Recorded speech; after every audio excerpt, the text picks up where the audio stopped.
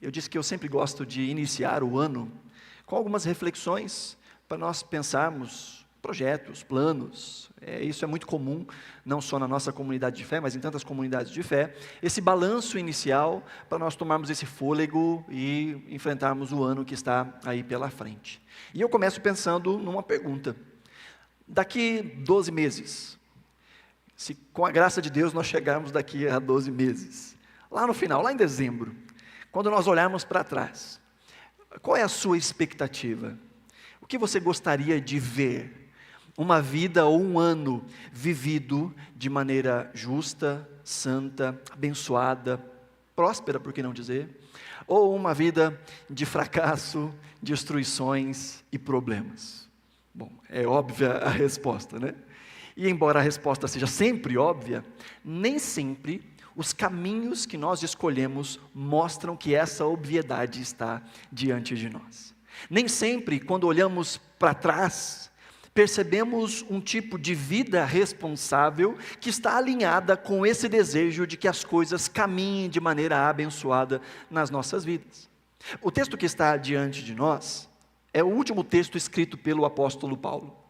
Paulo está preso pela segunda vez em Roma, aguardando agora a sua entrega, o seu sacrifício, o seu martírio. Diferente da primeira prisão, em que Paulo sabia muito bem que provavelmente seria solto, ele escreve cartas com muita alegria para as diversas igrejas que estavam debaixo da sua tutela. Aqui, na segunda carta que Paulo escreve, ele escreve apenas esta carta a Timóteo. Uma carta que é personalíssima, uma carta que é como que um pai escrevendo para um filho, falando a respeito da sua vida, a respeito do legado que deixa, e esperando que o seu filho, na fé, no caso Timóteo, tenha uma caminhada que se inspire na obra de Jesus, mas que também se inspire no testemunho do próprio apóstolo Paulo. Paulo está escrevendo a Timóteo para que Timóteo não desanime na caminhada da fé. Pensa comigo, Timóteo era discípulo do apóstolo Paulo, um jovem discípulo, estava encarregado de uma das igrejas, na igreja de Éfeso, e agora ele percebe ao seu redor toda uma conspiração, ele percebe cristãos sendo perseguidos, muitos sendo presos, muitos sendo mortos, e agora o seu próprio pai na fé, um homem que lhe inspira coragem, que lhe inspira um jeito de vida, agora também este homem está preso, e provavelmente passará pelo martírio, isso tudo passando pela cabeça de Timóteo. Não é à toa que Paulo várias vezes encoraja Timóteo a continuar. Ele fala: Timóteo, o mundo vai de mal a pior. Timóteo, nos últimos dias as pessoas não vão querer mais ouvir a verdade. As pessoas vão ter coceira nos ouvidos e vão começar a procurar aquilo que elas querem ouvir. Elas não vão ouvir as coisas e julgar se aquilo é justo ou não e então receber. O que elas vão fazer é decidir o que elas querem ouvir e então ir atrás de quem fala exatamente o que elas querem ouvir. E Paulo está falando isso para Timóteo lá no primeiro século, há 2000 anos atrás. E se para Paulo aquilo que já eram os últimos dias já estava desse jeito, né? Imagina hoje em dia. Mas Paulo diz: Timóteo, quanto a você continua pregando, continua falando a palavra, se mantém firme a palavra, se mantém vivendo como um exemplo para outras pessoas. Ele fala: Timóteo, vai estar todo mundo vivendo de um jeito muito bagunçado, mas você continua fazendo o que é certo. Então agora Paulo, no final dessa carta, já no último capítulo, ele faz a sua declaração, alguns chamam de o seu epitáfio, sabe epitáfio? Epitáfio, aquelas últimas palavras, né, que se encontram às vezes em alguma lápide. Algumas pessoas pedem para escrever nas suas lápides alguma frase, né? E eu já falei com a minha esposa, já combinei com ela, que na minha lápide, se eu for primeiro, para ela escrever assim: morreu, mas passa bem. Morreu, mas passa bem. Tem gente que tem as mais variadas ideias, né, das suas últimas palavras. E Paulo está deixando aqui para Timóteo as suas últimas palavras. E nestas últimas palavras, Paulo olha para trás, e ele vê uma vida vivida, e ele diz: valeu a pena. Foi uma vida que valeu a pena. Veja, enquanto nós estamos pensando aqui sobre passos para que nós possamos chegar lá em dezembro de 2025 com a graça de Deus, de olhar para trás e dizer: esse foi um ano que valeu a pena, esse foi um ano bem vivido. Paulo está fazendo isso no final da jornada. Ele olha para trás e ele diz: Timóteo, eu combati o bom combate, eu completei a carreira, Timóteo, eu guardei a fé. Ele olha para toda a sua vida, desde aquele momento em que ele teve um encontro com o Senhor, ele disse: desde aquele dia, os meus dias têm valido a pena. Na última semana nós meditamos no Salmo de número 90, em que o salmista ali, Moisés, ele nos ensina essa oração, dizendo: Senhor, ensina-nos a contar os nossos dias para que o coração alcance a sabedoria. Ensina-nos. E aqui Paulo está olhando para trás e está dizendo: Timóteo, eu vivi assim. Eu tive a graça de conseguir caminhar de maneira em que eu olho e eu não carrego remorsos. Eu carrego gratidão. Eu carrego o orgulho no Senhor de tudo aquilo que foi vivido. Então, à luz desse texto, eu quero trazer algumas aplicações para nós, para que nós pensemos agora de uma maneira mais curta, do ano que está se iniciando diante de nós, e daquilo que nós queremos dizer lá. Só que para dizer lá, a gente tem que viver aqui. Não adianta nada querer que lá a gente veja aquilo que a gente não plantou aqui. Se há um desejo, esse desejo tem que estar alinhado com um tipo de vida que caminha em a busca para que esse desejo aconteça. Paulo começa aqui fazendo essa retrospectiva no versículo 6, dizendo: eu já estou sendo derramado como oferta de bebida. O tempo da minha partida está próximo. Ele usa aqui duas figuras. A primeira figura aqui é uma figura religiosa. Ele fala de uma oferta de bebida, e a gente vai ver isso nas Escrituras, lá em Números capítulo 15, por exemplo, que haviam alguns tipos de oferta que seguiam uma série de rituais. Um deles era essa oferta de adoração, ou oferta voluntária ao Senhor, em que se trazia um animal como oferta, e esse animal então era queimado diante da presença do Senhor, e a última parte desta oferta era derramar vinho diante do altar do Senhor. Derramar vinho. Era a última parte de uma série de atos de adoração ao Senhor. O que Paulo está dizendo para Timóteo é: Timóteo, a minha vida toda foi uma oferta ao Senhor. A minha vida toda foi uma entrega, e eu estou prestes a fazer o finalzinho. Estou prestes a terminar esta oferta que foi dada ao Senhor ao longo da minha vida. A minha vida foi esta entrega ao Senhor, e eu estou prestes a ser derramado como essa última parte do meu sacrifício de adoração e de gratidão ao Senhor. Essa é a primeira figura que nós temos aqui. A segunda figura que nós temos, ele vai dizer: o tempo da minha partida. É assim que a NVI vai traduzir. Ele diz que então está chegando, está próximo o tempo da minha partida. E essa palavra aqui, a partida, ela é uma palavra muito específica e usada em contextos muito específicos. Ela seria literalmente traduzida como desatar. O tempo do meu desatar, ou o tempo do meu afrouxar. Porque ela era usada em três situações muito específicas. A primeira era na agricultura.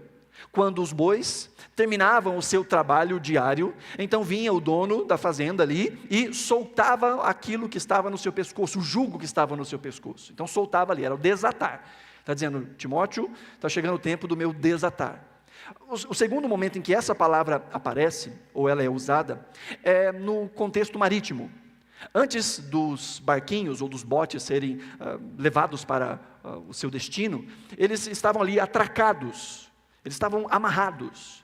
Então vem esta ideia de soltar o barco para que ele siga a sua jornada, siga o seu rumo, para que ele não fique preso ali onde ele está. Esse é o segundo contexto em que essa palavra é usada. E o terceiro contexto em que essa palavra é usada é para os viajantes. Este era o ato dos viajantes soltarem as amarras das estacas das barracas para levantar acampamento e continuar a sua viagem. Então Paulo está dizendo: Timóteo, está próximo o momento em que eu vou desatar os nós, em que eu vou tirar o jugo, em que eu vou soltar o meu barco, em que eu vou levantar acampamento e seguir adiante. São muitas formas de enxergar essa palavra de despedida. E Paulo então está contemplando uma vida, e é isso que ele mostra, é isso que ele fala, uma vida que não foi vivida por acaso. Ele está falando de uma vida que foi vivida intencionalmente. Ele não fala: Timóteo, eu olho para trás e eu acho que deu bom, hein? Eu não tinha planejado muita coisa, não, mas parece que funcionou, parece que deu certo. Por sorte, deu tudo certo. Paulo não está dizendo isso. Paulo mostra que existem objetivos na sua mente em que ele pensa que foram objetivos que ele conseguiu concluir. Ele diz: eu consegui. Eu combati o bom combate. Eu completei a minha carreira. E eu guardei a fé. Uma vida que é vivida de maneira intencional. E aí no versículo 7, ele traz essas famosas frases, ou essas famosas expressões. Combati o bom combate, completei a carreira e guardei a fé. Na verdade, se nós fôssemos traduzir de maneira literal, a construção da frase no grego está ao contrário. Não é combati o bom combate, seria o bom combate, combati. A carreira, corri, a fé, guardei.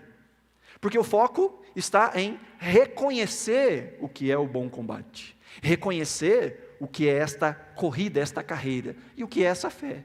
E então, reconhecendo, se colocar alinhado com estes caminhos. Nós não estamos falando simplesmente de um Paulo que criou a sua jornada.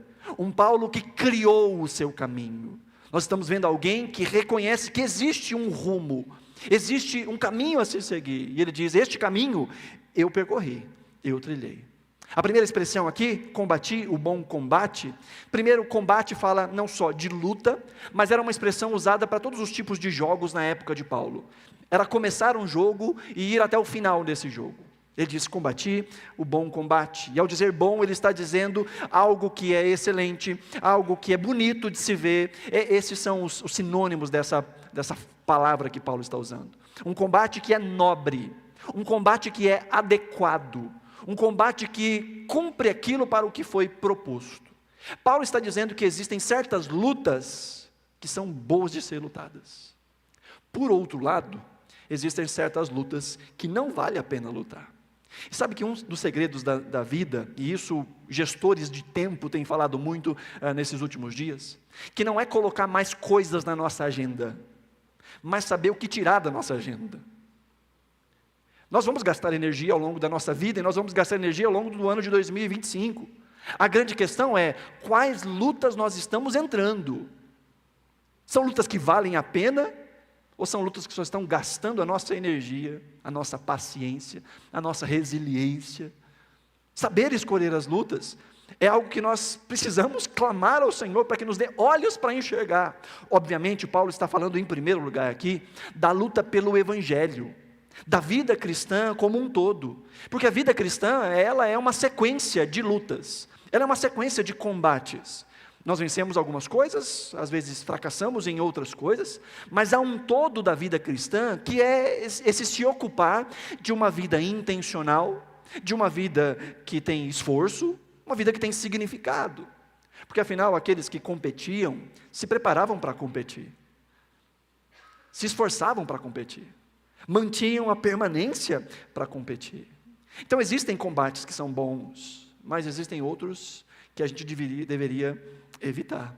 E a título de aplicação, para viver essa vida que não coleciona remorsos, mas uma vida em que a gente pode se alegrar no final da jornada, nós precisamos desse discernimento para escolher quais são as batalhas que nós deveríamos correr delas, que nós deveríamos evitar. E quais são aquelas que são dignas do nosso esforço e daquelas que nós deveríamos nos apropriar. Talvez batalhas que estão aí de lado, que nós deveríamos estar agora lutando por elas, mas estamos deixando na famosa teologia do Zeca Pagodinho, sabe? Deixa a vida me levar, vida leva eu. Ao invés de entrarmos nessa, precisaríamos entender que existem coisas das quais precisamos gastar tempo.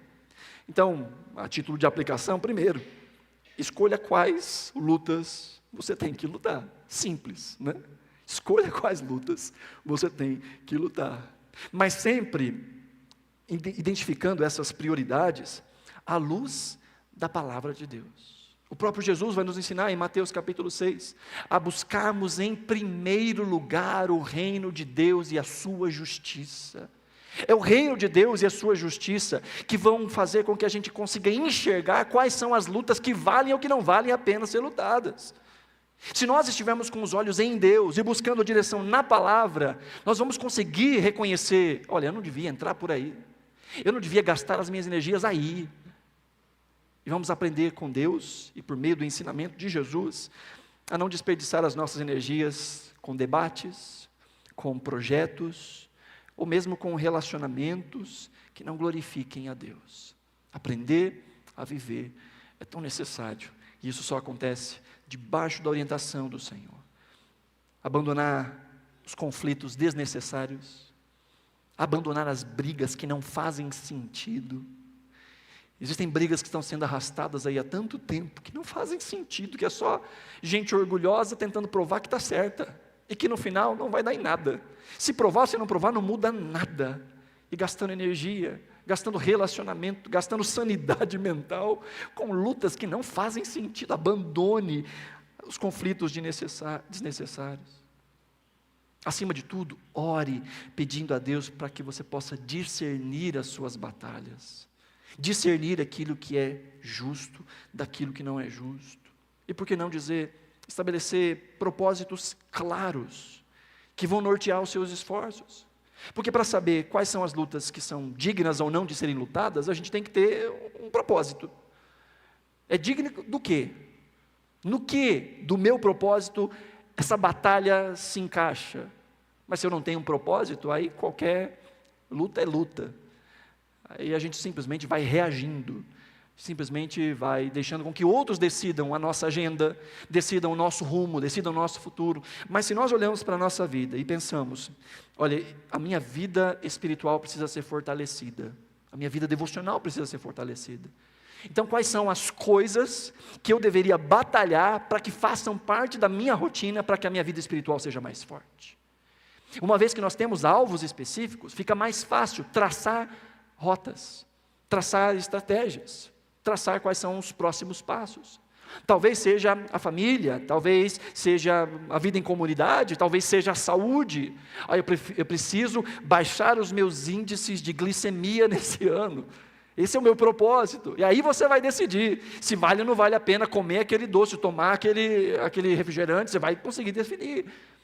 Se vale ou não vale colocar a luta de acordar pela manhã e caminhar, fazer uma corrida, fazer um esporte, um exercício físico. Se você sabe qual é o alvo, aí você vai ver se vale a pena entrar nessa luta ou se não vale. Não, então no meu propósito eu quero mesmo é morrer, esturricado. Então aí você vê, não vale a pena comer saudável, não vale a pena fazer isso, não vale a pena, né? Se o seu propósito é morrer esturricado. Né? Mas uma vez em que a gente tem um propósito, nós vamos definindo as metas a partir deste propósito. A segunda palavra, ou a segunda expressão que nós vemos aqui de Paulo, ele diz, eu completei a corrida, ou terminei a corrida, ou a corrida eu terminei. E de novo, mais uma analogia esportiva aqui, que Paulo está falando de perseverança. Ele diz, eu comecei, e eu completei. Porque se existe uma coisa que é um dos grandes desafios da nossa geração, e da nossa geração, eu não falo só daqueles que têm a minha idade, mas aqueles que vivem esse tempo. Um dos grandes desafios desta geração é o foco, a perseverança, a quantidade de distrações, a quantidade de estímulos que tentam ocupar a nossa mente e as nossas agendas, a quantidade de tempo que facilmente se perde com coisa que não leva a lugar nenhum da nossa geração. Os índices e os diagnósticos de TDAH só crescem. E muita gente busca nestes índices se enquadrar para poder ter uma desculpa para simplesmente não ser focado em nada. Um dos grandes desafios, manter a atenção. Porque está tudo tentando roubar a nossa atenção. Todas as coisas querem um pouquinho da nossa atenção. Inclusive as redes sociais são desenhadas para nos prender, para nos dar as injeções ali de dopamina na quantidade correta, para que a gente fique completamente dependente daquilo como uma droga. Mas isso pode ser qualquer coisa, relacionamentos, até coisas que aparentemente são saudáveis, podem tomar este lugar, que roubam a nossa atenção, e nós não conseguimos encaixar na nossa rotina, tempo para as coisas que são necessárias, ou para as coisas que nós dizemos que são prioritárias.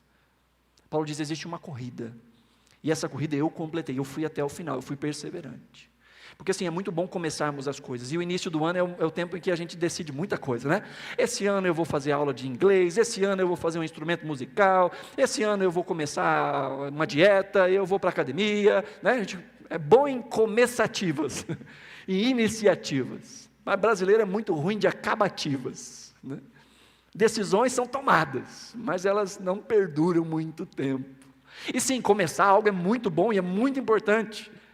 Agora, Eclesiastes capítulo 7, verso 9, vai dizer que o fim das coisas são mais importantes do que o começo. Começar é bom começar no gás. Agora, começar e não continuar, aí não adiantou muita coisa. Você conhece a ilustração da tartaruga e da lebre? Lembra da ilustração da historinha da tartaruga e da lebre? Diz que a tartaruga e a lebre apostaram uma corrida, né? E a lebre, como era muito rápida, arrogante, começou rapidinho, chegou na metade do percurso e falou assim, não vai dar nada para essa tartaruga. E ela começou a brincar, começou a perder tempo, foi tirar uma soneca, e vem a tartaruguinha, correndo. Eu fiquei imaginando a tartaruguinha correndo com aquela faixinha na cabeça, caindo suor, né? E diz que a tartaruguinha dizia, o meu lema é devagar e sempre. Devagar e sempre.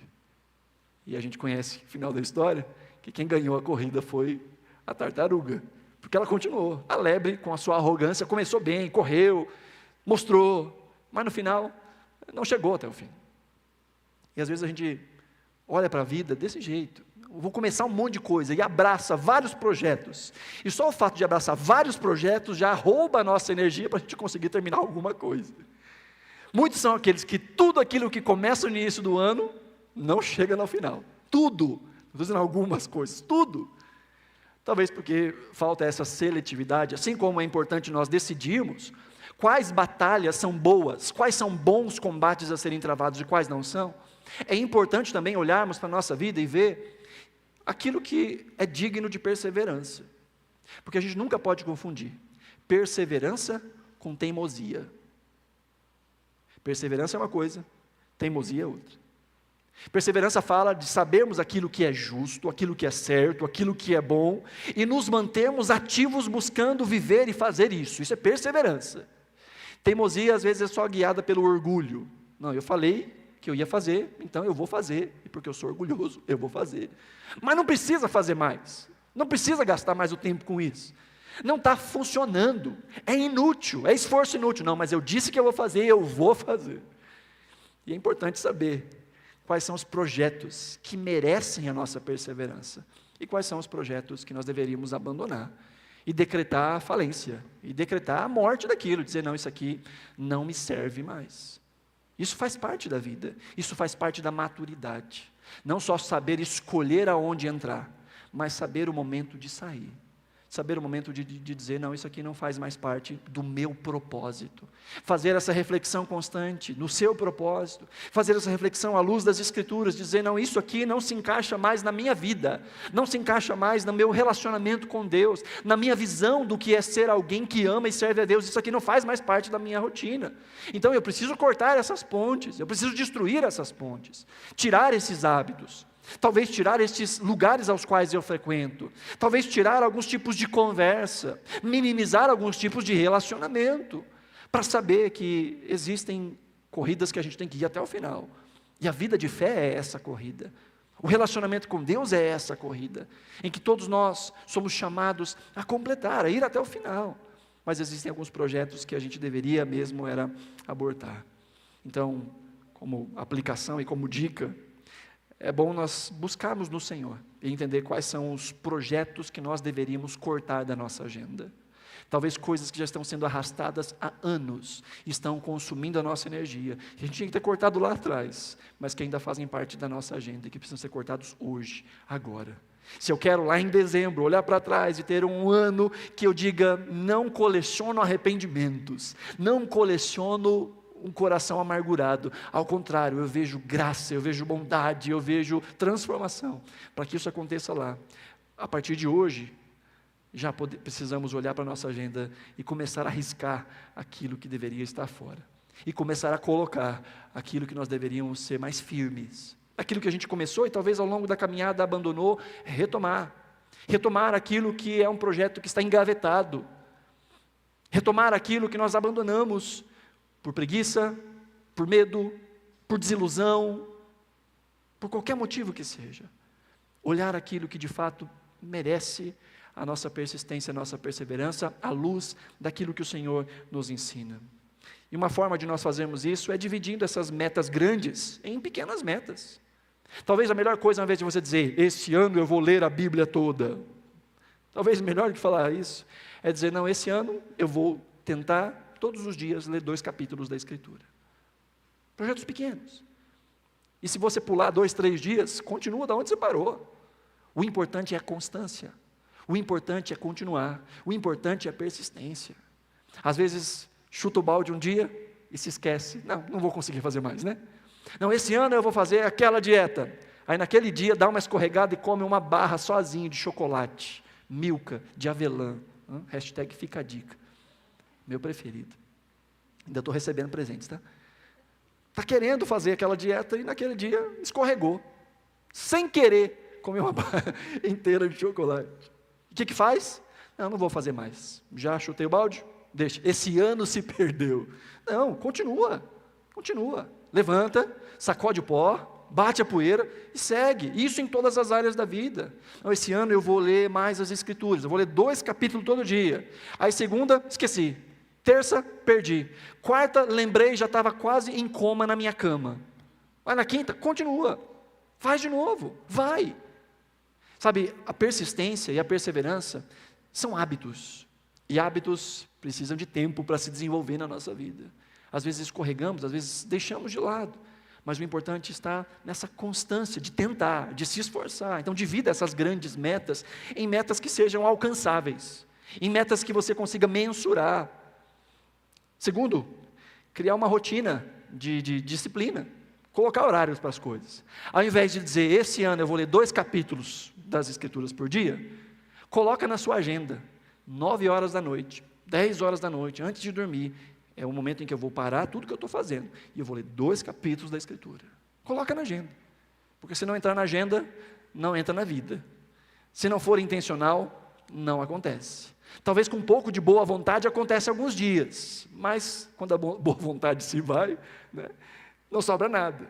Então talvez seja uma forma, uma estratégia de colocar disciplina. Terceiro, arrume companhias. Ou alguém a quem você possa prestar contas. As coisas ficam mais fáceis de serem feitas quando a gente faz em comunidade, ou quando a gente faz com companhia. Quer fazer alguma coisa que você acha que é importante? Chama alguém para te ajudar. Ou pelo menos alguém a quem você possa prestar contas. Fiz um propósito que eu vou ler a Bíblia 2 capítulos todo dia. Você lê comigo? Se a pessoa fala não, pelo menos você me procura. Você briga comigo quando eu não ler? Você fala comigo? Essa busca por parceria e por prestação de contas é tão necessária, queridos. O caminho do discipulado fala muito sobre isso. De nós caminharmos com pessoas que nos conheçam tão bem, a ponto de cobrar de nós aquilo que nós sabemos que nós deveríamos fazer. Encontrarmos pessoas às quais nós damos liberdade para essas pessoas, para que elas se intrometam na nossa vida de maneira positiva. Gente que nos ajuda na caminhada, gente que cobra de nós os nossos compromissos. Isso ajuda. Sabe que um dos motivos pelos quais eu me tornei um pregador da palavra é porque eu sou naturalmente preguiçoso. Naturalmente. Dificuldade de ler. Se deixar para eu ler por mim mesmo, eu não leio, não. Eu tenho dificuldade de leitura, sabia disso? Dificuldade. Mas eu leio muito. Leio muito. Por quê? Porque eu leio muito. Por culpa de vocês. Eu leio bastante. Eu estudo bastante. Isso é bom para mim. Mas eu escolhi colocar na minha rotina uma forma que cobre de mim esse tipo de compromisso. E às vezes a gente precisa disso. Às vezes você quer fazer aquela corrida, mas não encontra ânimo para fazer aquela corrida. Mas se você combina com alguém que vai passar na sua casa naquele horário marcado, você não tem como dizer, não vai dar não vou não. A pessoa chega toda animadinha, né, com tênis de corrida ali, todo preparadinho. A gente combinou, não, você vai se arrumar porque eu estou pronto, saí da minha casa para isso. Então, encontrar pessoas para que possa compartilhar aquilo que nos é necessário para a vida é tão importante, queridos. E por que não dizer, celebrar as pequenas conquistas, celebrar esses pequenos marcos. Eu voltei a estudar hebraico. Aí eu estou estudando hebraico bíblico, particular, com um professor, e estou estudando o hebraico normal pelo Duolingo. Conhece o Duolingo? Aquele aplicativozinho que ensina língua para a gente. E é interessante que a cada ciclo, o Duolingo coloca lá uma celebração, né? Você fez 10 lições, conte para todo mundo. Ele põe lá, faz até um postzinho para você poder mandar, mostre para todo mundo que você fez 10 lições. Para que serve isso, gente? Essas celebrações de pequenos avanços são importantes para nos manter ativos, motivados, e é tão importante isso. Por isso que é importante termos amigos de caminhada, companhia nestes projetos que são importantes, e celebrarmos juntos aquelas coisas que vamos caminhando. Então, combati o bom combate. Existem lutas que não valem a pena, outras que valem. Completei a corrida. Existem coisas que valem a nossa perseverança e a nossa continuidade, e outras que precisam ser abandonadas. Mas o mais importante de tudo é essa última parte. Ele diz: guardei a fé. Preservei aquilo que era bom. Preservei aquilo que era necessário. Preservei aquilo que era nobre. É interessante que a palavra fé, a palavra pistes em grego, às vezes é traduzida por fé, às vezes é traduzida por fidelidade. Porque fé e fidelidade estão muito conectados. E são, em essência, a mesma coisa. Fé fala de confiança. Confiar em alguém, ou melhor, confiar no caráter de alguém e nas promessas de alguém. Então, quando Paulo está dizendo que foi fiel, ou ele guardou a fé, ele está dizendo: eu confiei no Senhor durante toda a minha vida. Eu confiei até o fim. Eu guardei a fé. Mas a fé também é usada, muitas vezes, para falar a respeito de um conjunto de entendimentos sobre a vontade de Deus.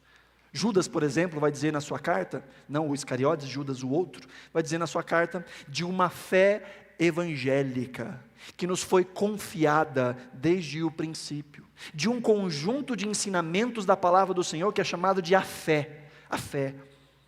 Porque veja, uma coisa é nós termos confiança em Deus, outra coisa é nós termos confiança numa caricatura que nós fizemos de Deus, de algo que nós imaginamos que Deus é, mas que não tem nada a ver com quem Deus é. E infelizmente, no Brasil, de maneira tão grande, o que nós mais temos é um cristianismo puramente cultural, de um caráter de Deus que não é aprendido muitas vezes na Escritura, mas de um caráter de Deus que flui das nossas conversas e dos nossos achismos. Eu acho que Deus pensa assim, que Deus age assim, eu acho que nessa situação Deus faria isso. E a nossa confiança às vezes em Deus está muito mais baseada naquilo que nós achamos que Deus faz ou deixaria de fazer, e daquilo que Ele de fato revela na sua palavra. Quando Paulo diz: eu guardei a fé, ele também está dizendo: eu me mantive fiel àquilo que foi revelado por Deus a nós, aquilo que Deus nos deu por meio da sua palavra, aquilo que o próprio apóstolo Paulo pregou em tantos lugares. Paulo foi combatido, Paulo foi machucado, foi preso, Paulo enfrentou vários tipos de tortura por causa da palavra de Deus, mas ele permaneceu, e é exatamente o que ele está falando para Timóteo. Ele fala: Timóteo, permaneça, pregue a palavra, em tempo e fora de tempo. Timóteo, vai ter gente falando aquilo que os outros querem ouvir, e essas pessoas vão querer buscar aquilo que eles querem ouvir, mas você, Timóteo, permanece naquilo que você foi ensinado, permanece na palavra, guarde a palavra, guarde a fé, Timóteo. E Paulo está dizendo: eu guardei a fé. Porque se fé fala de confiar no caráter e nas promessas de Deus, é tão importante nós entendermos qual é o caráter de Deus e quais são as promessas de Deus, para que a gente não tenha fé naquilo que Deus não prometeu. E o que mais tem por aí são igrejas prometendo aquilo que Deus não prometeu, anunciando aquilo que Deus não falou, prometendo coisas que quem prometeu não foi Deus, mas foi o outro. Foi o diabo que disse: tudo te darei se prostrado me adorares. Não foi Deus. Porque existem certas coisas que Deus não nos dá, e não nos dará. Não é porque essas coisas são ruins, é porque elas não são apropriadas para nós. Tem certas coisas que são boas, mas que não são boas para nós, porque a gente não sabe administrar. Tem certas lutas que são lutas boas, mas que não são para nós, que não estão encaixadas no nosso propósito. Tem certas corridas que são importantes de serem completadas, mas talvez não para nós, porque elas não estão alinhadas com o propósito de Deus para as nossas vidas. Por isso é tão importante a oração do Salmo 90, Senhor, ensina-nos a contar os nossos dias para que o coração alcance sabedoria. Por isso que é tão importante saber buscar ao Senhor e pedir ao Senhor: Senhor, revela o meu propósito, me ensina, Senhor, por meio da Tua palavra, me ensina a Tua vontade, para que eu não perca tempo com aquilo que é só perda de tempo. Existem certas coisas que são boas, mas que não são para nós, e a gente só vai entender isso quanto mais nós conhecemos o caráter de Deus revelado na Sua palavra. Nós só vamos conhecer a Deus aonde Deus se revela, e Deus se revela de maneira clara, de maneira objetiva, por meio da Sua palavra. O coração do ser humano é enganoso, e às vezes nós achamos que estamos sendo conduzidos pelo Espírito de Deus, mas estamos sendo conduzidos pelo nosso orgulho, pelo nosso egoísmo, por talvez algum tipo de emocionalismo. Por isso que todas as coisas têm que ser discernidas a partir das Escrituras. Buscar conhecer as Escrituras. E esse é um exercício tão necessário, queridos. Ao Paulo dizer, eu guardei a fé, ele está dizendo, eu continuei, eu guardei a crença em Deus, eu confio em Deus ao longo da minha vida. Segundo, ele está dizendo, eu permaneci sendo guiado pela palavra, guardando a palavra, guardando o ensinamento que vem do Senhor. E terceiro, Paulo está dizendo, eu permaneci vivendo alinhado com essa fé, porque fé verdadeira vai para a vida. Fé verdadeira não é aquilo que a gente fala que crê. Fé verdadeira é aquilo que a gente mostra na prática. É como nós vivemos. Conta-se uma história, não sei até onde ela é verdadeira, de uma cidade no interior do Nordeste, com falta de chuva, muita falta de chuva, em que uma igreja então disse, bom, vamos orar para que Deus traga chuva nessa cidade. E marcaram um dia da oração, num culto, uma quarta-feira à noite. Vamos nos reunir para nós orarmos para que Deus mande a chuva. Só que de maneira tão esquisita, só uma menininha naquela noite levou o guarda-chuva. O resto da igreja toda disse, nós cremos que Deus pode trazer a chuva, mas só uma menina levou o guarda-chuva. Sabe que a fé verdadeira, ela se alinha na vida, na prática. Uma coisa é dizer eu confio em Deus, e se desesperar com qualquer coisa que saia do nosso controle. Outra coisa é dizer eu confio em Deus, e continuar firme na fé, mesmo quando as coisas saem completamente do nosso controle. Paulo viveu uma vida alinhada com a fé que ele pregava. Não é à toa que Paulo vai dizer que a fé vem pelo ouvir, e o ouvir a palavra de Deus. Então, conforme nós ouvimos a palavra de Deus, nós conhecemos o caráter de Deus, nós conhecemos as promessas de Deus, e isso nos faz viver de maneira alinhada com essas promessas e com esse caráter. Se eu confio que Deus é generoso, eu vou viver uma vida generosa. Se eu confio que Deus é bom e que Ele me ensina o caminho de ser semelhante ao seu Filho, eu vou buscar em todas as minhas relações ser bom. Óbvio que nós temos as nossas limitações do lado de cá. Óbvio que nós não conseguimos fazer as coisas de maneira perfeita. Mas aquele que nasceu de novo e que tem fé em Cristo Jesus, vai buscar viver de maneira mais alinhada possível com as verdades que conhece do Evangelho. Não é à toa que Paulo infinitas vezes fala ao longo das suas cartas sobre uma vida que condiz com o Evangelho de Jesus. Ele vai dizer, eu rogo pelas misericórdias de Deus, que vocês apresentem os vossos corpos como um sacrifício vivo, santo e agradável a Deus. Ele diz, esse é o culto que faz sentido, esse é o culto racional, Romanos capítulo 12. Paulo vai falar sobre uma vida que é equivalente com essa graça, em Efésios capítulo 4.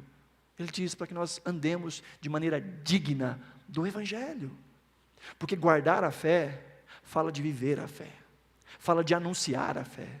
Aí eu digo sim, eu creio que Deus tem o poder de converter até o coração mais duro, mas eu tenho medo e vergonha de pregar o Evangelho, porque eu acho que eu não sei pregar. Peraí, ou você crê no poder da efetividade de Deus na pregação, ou você crê nos seus méritos, na sua dialética, na sua voz.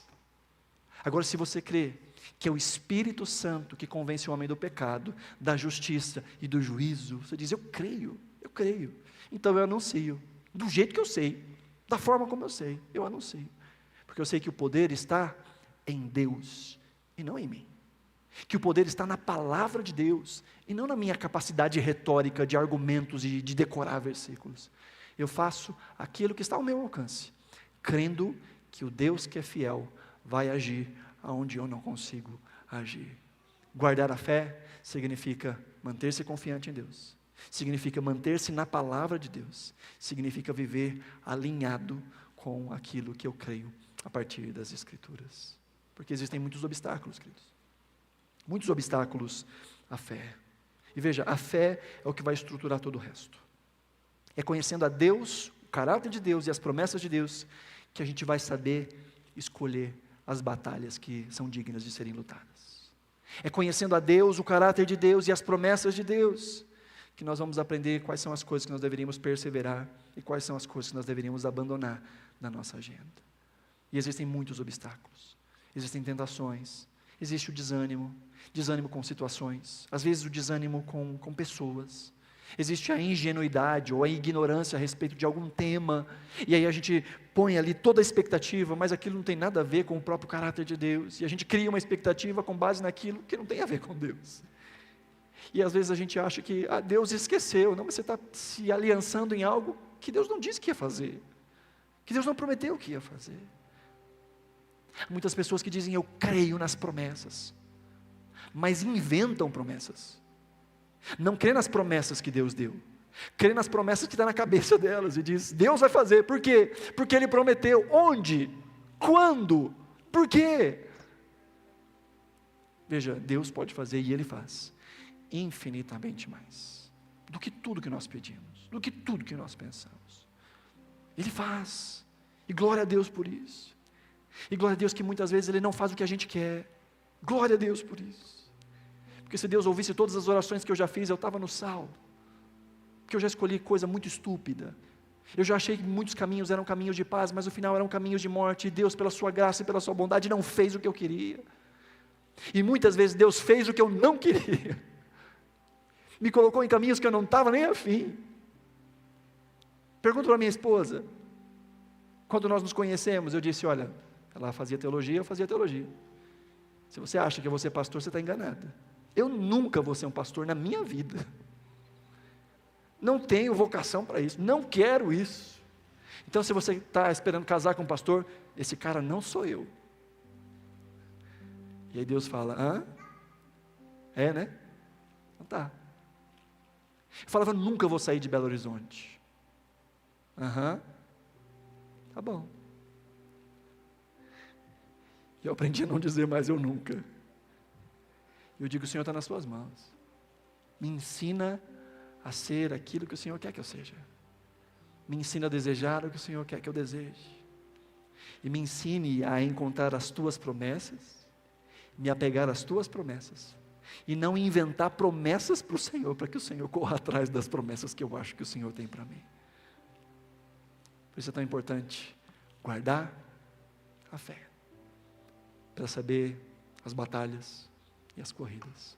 E Paulo termina no versículo 8, falando exatamente sobre uma dessas promessas. Ele diz no verso 8, agora está reservada para mim a coroa da justiça, que o Senhor, justo juiz, me dará naquele dia, não somente a mim, mas também a todos os que amam a sua vinda. Paulo está no corredor da morte, e ao invés de dizer, eu vou morrer, Paulo diz, eu estou prestes a ser entregue como um sacrifício de adoração ao Senhor. Paulo está no corredor da morte, e ao invés de sentar e chorar, ele diz, combati o bom combate, completei a carreira, e eu olho para trás, eu fui fiel àquele que é fiel. Paulo consegue olhar a vida de uma forma diferente, porque ele tem os olhos nas promessas, e ele fala uma dessas promessas, ele diz, eu sei, agora, desde agora, já está reservada a minha coroa, literalmente aquela coroa, ele está usando a analogia daquela coroa dos jogos antigos gregos, sabe, aquela coroa de louros, que parece uma guirlanda, ele usa exatamente essa expressão, a guirlanda está preparada para mim. Paulo está dizendo, eu só vou cruzar a linha de chegada, o prêmio já está reservado. Mas veja, embora nós falamos aqui bastante sobre essa questão de caminhar, de escolher, de decidir, o que Paulo está falando aqui, não é que essa coroa é o resultado do desempenho dele, não é isso. Paulo não está dizendo, olha, vale a pena correr, porque a recompensa dessa corrida, se você for um bom corredor, a recompensa é a coroa, não é isso que Paulo está dizendo. Paulo está dizendo o contrário. Paulo está dizendo, a coroa já está pronta. Eu já vou ganhar a coroa. Ela já é minha. Ela não está baseada no meu desempenho. Ela é a coroa da justiça. E essa justiça foi manifesta em Jesus. Foi Jesus que me justificou.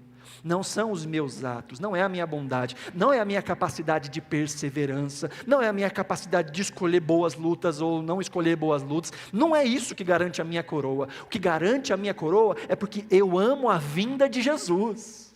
Ele diz, essa coroa é para mim. E é para todos aqueles que amam a vinda de Jesus, para todos aqueles que estão escondidos em Jesus. Esta recompensa eterna não fala da nossa força, essa recompensa eterna fala daquilo que generosamente recebemos por meio de Jesus. E aí, quando eu entendo que o jogo já está ganho, quando eu entendo que a coroa já é minha, eu encontro forças e motivação para escolher os bons combates e para perseverar na corrida que vale a pena. Não como quem acha que se fizer ganha, mas como alguém que sabe, eu já ganhei, eu já recebi. Então agora eu vou viver de maneira digna dessa graça que eu já recebi em Jesus. Eu não faço para ter, eu faço porque eu já ganhei. E eu quero honrar aquele que generosamente fez por mim aquilo que eu não podia fazer. E quando eu escolher boas batalhas, Deus estará comigo. Mas quando eu escolher péssimas batalhas, Deus estará comigo. Vai corrigir a minha rota e vai me colocar de pé de novo. Quando eu caminhar perseverantemente, corridas que valem a pena, Deus estará comigo.